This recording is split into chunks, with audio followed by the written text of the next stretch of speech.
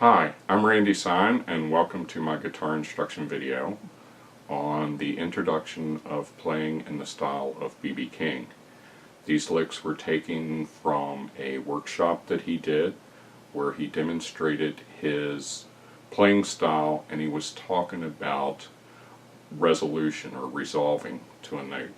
So what I'm going to do is play through a chorus and then I'll break it down and demonstrate what I played.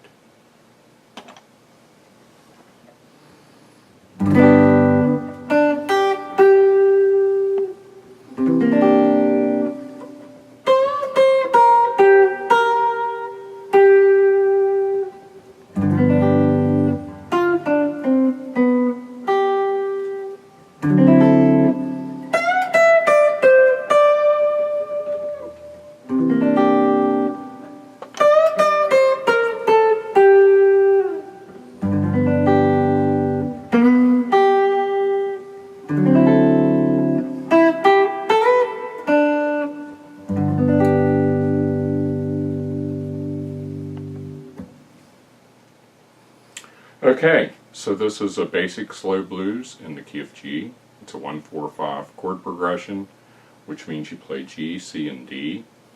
And the way you arrive at the 1, 4, and 5 is you take the major scale. In the key of G, the major scale will be G, A, B, C, D, E, F sharp, and of course the octave of G. So if we go back through that, G, 1 chord, A, B, C, 4 chord, D, 5 chord. So the first thing I did was play a G7 bar chord here at the 3rd fret, this being the root. And then I played the first lick, which starts on the 5th of the scale. You can start on roots, you can start on thirds, you can start on minor thirds, fifths, in the blues, different intervals, but in this case he started on the 5th, which is a D note, and that would be at the B string, 3rd fret. Then you go to the E string, the high E string, 3rd fret, playing a G note. And then you take it to the 8th fret of the B string, and a lot of you probably noticed that is indeed the same note. Those are the same note, but that's a common blues device because, it gives you a little bit more bite. And in my case, I'm playing, through the chords. I'm playing the chords and jamming to it. But if you were in band situation and you did that, then you would be in position to start playing right over the 4 chord. It puts you in the position to put over the 4 chord. So that's the first lick, and I'll play it again slow. And downstrokes and upstrokes. And I fingered it correctly that time. The first time I didn't. Okay, then I went to the 4 chord, which is C. I'm choosing to use a C9 chord. That might not be familiar to a lot of you, so I'll go over how I play it. I just like the harmonies of that particular chord and playing in the blues.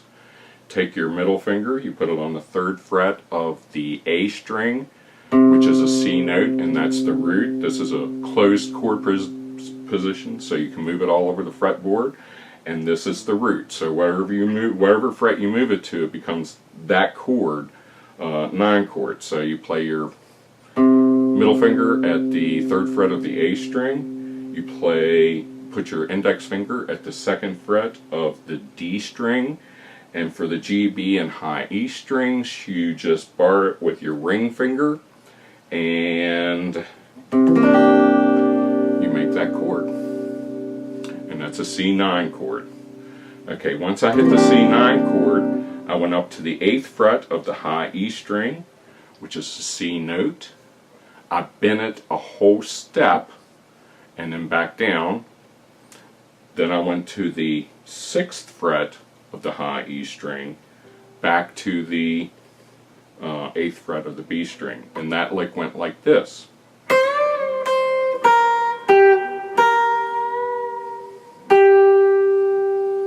Okay, so the couple things you want to note there. Yeah, I'm using downstrokes and upstrokes when I pick it. I bend it up, I bring it back down and hit it. Then I go back to here and see how I just kind of twist that and bend it a little bit sharp, you know, kind of up to that, you know, to the B note there.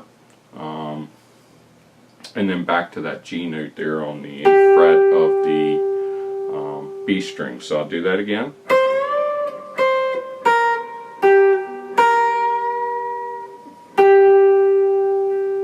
Then I went back to the 1 chord.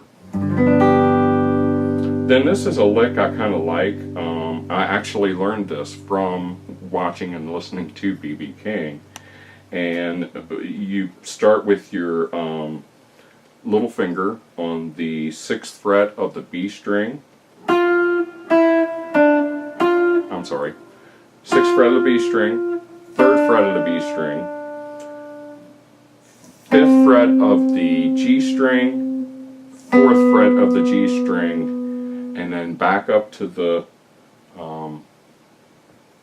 3rd fret of the high E string. And I'll put that all together.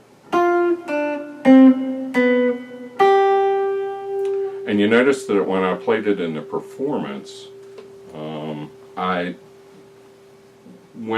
I used dynamics. In other words, it was, and see, I started off a little heavy, or a little hard, or a little loud, depending on how you want to put it. And by the time I hit that, you know, G note there at the very end of the lick, it's very gentle.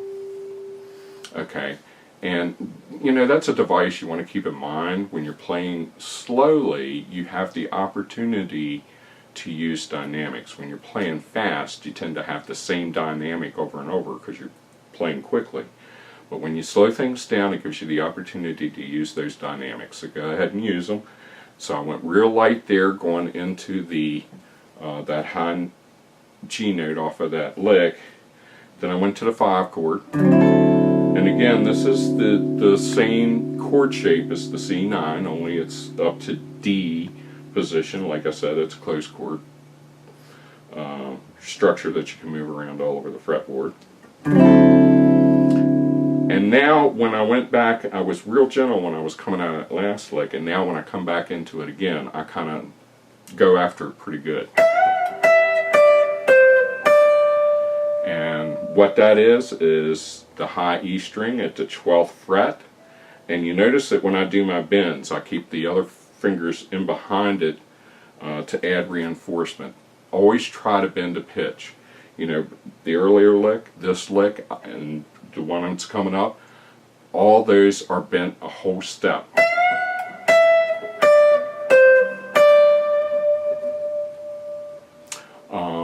Okay, and so what that is it's the 12th fret high E string, bend it back down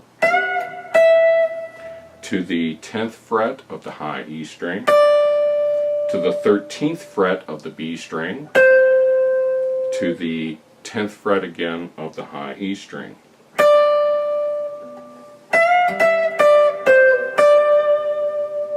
And then when I get to the end of that note, you notice I do the B.B. King, he calls it the butterfly. And essentially what you can see is my index finger is holding a note. My other fingers are kind of floating out in the breeze, but that gives me that pivot point so that I can do that, you know, little vibrato thing that he does there. From there we go back down to the C9 chord, and this time we go up to the 10th fret of the high E string, bending a whole step, bring it back down, and this lick goes like this. And again we do the butterfly at the end. So that's the 10th fret, bend, back down, 8th fret, 11th fret of the B string, 10th fret of the B string, 8th fret of the B string. And I'll play that lick again. Back to the 1 chord. And then there I went to just slide from the minor 3rd to the major 3rd. So I go from the 3rd fret to the 4th fret on the G string. And then just finish it off with the root note, which is the 3rd fret of the high E string. And I'll just do that. Then I go to the 5 chord again. And from the 5 chord, I go at the 5th fret of the B string to the 3rd fret of the high E string, to the 5th fret of the high E string, to the 7th fret of the high E string, and back down. That lick goes like this. See that slide there? So it's a slide.